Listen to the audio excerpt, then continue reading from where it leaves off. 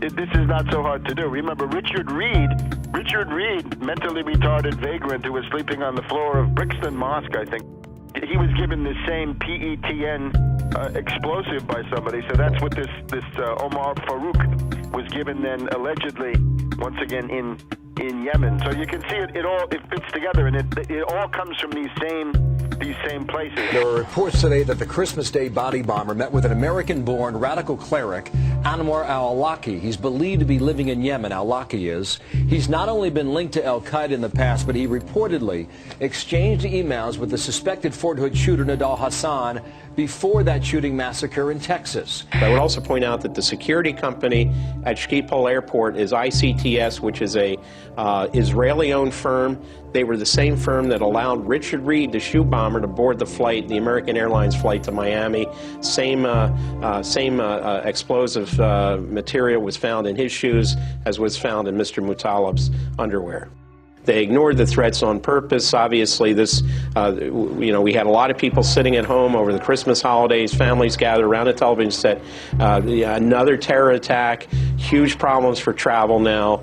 When we talk about screenings at the airport and other protective mechanisms along the way, what should we be doing that clearly we're not? The scanning machines that we currently are beginning to deploy in the U.S. that would give us the ability to see what someone has concealed underneath their clothing. These body scanners are the key with these different psychological syndromes where people serve the abuser. Yeah, because that's what you have to get in, as to where this is going. It's not fun. It's degradation. It's the dehumanization of the individual. So really, what they're telling you is not only do you not own your body, you own nothing. You don't even own the patents to your own genes. They're telling you you're a piece of property. What do they do when you first come into a prison? They strip you and do a medical exam to humiliate you. They hose you down in front of other prisoners and they laugh at you, make jokes about you. When Aaron went through, it was even worse because I was behind him. Yeah, I went through. He told me to go through the scanner, and I said no. He said, "Why aren't you going to do it?" I said, "It violates my privacy." And this is what happened. This guy got scared. This guy was physically bigger than me. He was athletic. He started shaking when I said no. You think it doesn't matter to... Well, because it's a delusional world. He thought he'd found a real terrorist. Yeah. He was shaking, visibly shaking when I said no. He tried to trick me to go through it again and told me they were going to body wand me, which they ended up doing. And then he tells me, "Oh, because I don't like it because it violates my Fourth Amendment, I read too much." Oh, you're one of those who reads too much. And you said he put his hands on you. Oh, yeah. Oh, yeah, he grabbed When I him said just no, like this. He started shaking. He didn't know what to do, and then his first flinch reaction was to grab my arm and try to pull me through the scanner. It was absolutely crazy, and you got women apologizing to the agents. "I'm so sorry, I forgot my mascara and my lipstick." And the Fourth Amendment says if you're going to search, you're not only going to have a warrant, you're going to say specifically what you're looking for. But it's not specific. It's liquids, it's lipstick, it could be shoes, it could be... Breaking the will of the people. The real purpose of body scanners, and you scroll down, it shows the Nazis and others strip-searching women in World War II. I'll tell you what I would do personally. I would just take photographs of all the mass graves of World War II and the Soviet Union, of all the naked bodies, and have big placards of that. And Genius! And saying, we're not going to end up like this. No, thank you. Great idea, pointing out that they always strip you down before they kill you. I mean, it's a real act of submission. Do you agree with me that this, telling everyone you will be naked body scanned, is a key point in our conditioning and we must resist it? Oh, absolutely, absolutely. It's an ongoing process of personalization, dehumanization, and getting the public to accept the fact that they're nothing but cattle. Once you're on the plane, you're coming into Detroit, what happens next? The pilot comes on the speaker and he says we have 10 minutes to landing. Flight crew, take your seats and buckle up. A flight attendant walks by my seat, mumbling to herself, "Something smells like smoke." I looked up. I'm in row 27. I could see smoke coming from row 19, 8 rows up. It wasn't a lot of smoke at that time, and it looked like it was coming from the floor.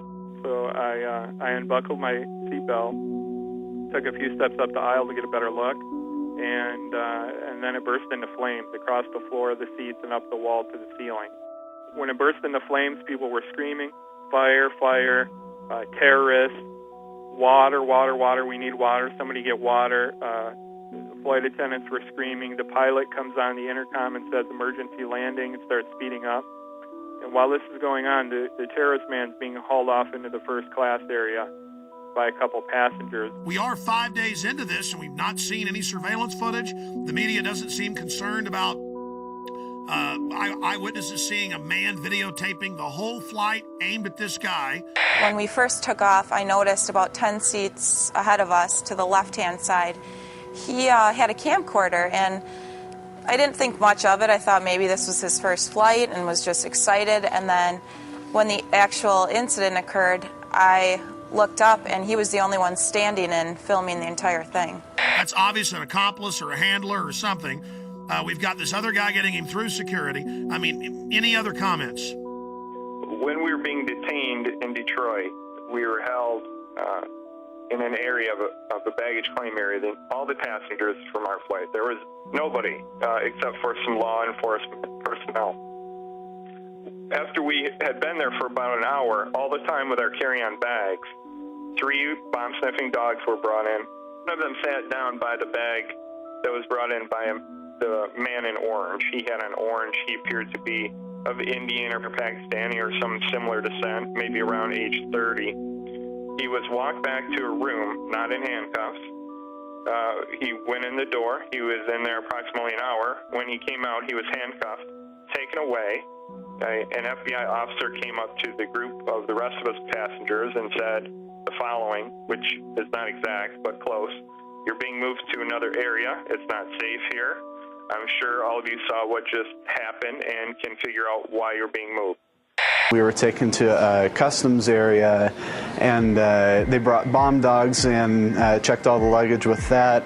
Another person was taken aside and handcuffed and brought out, and we were moved into another room for safety reasons, they told us.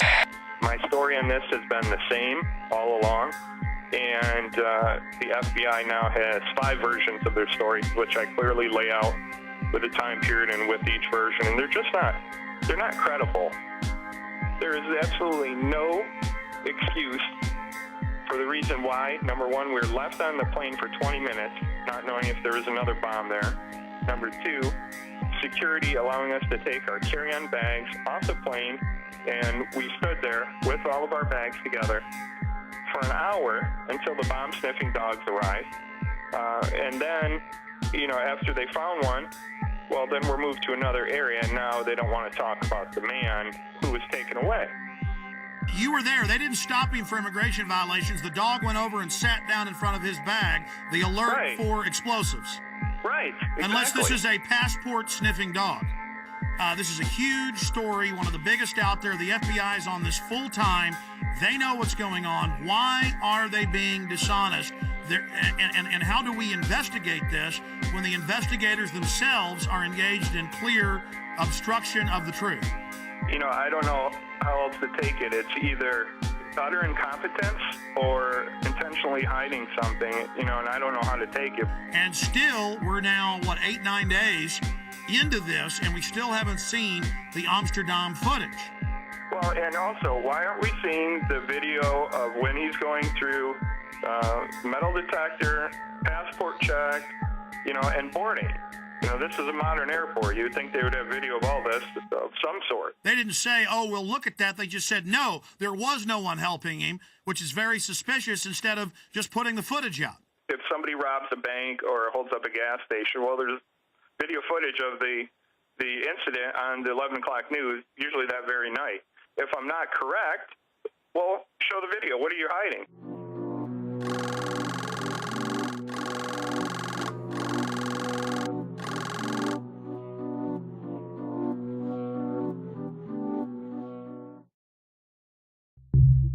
Well, now, Sunday, it came out, 6 days ago, authorities were watching different Nigerian on Christmas Day flights, CNN.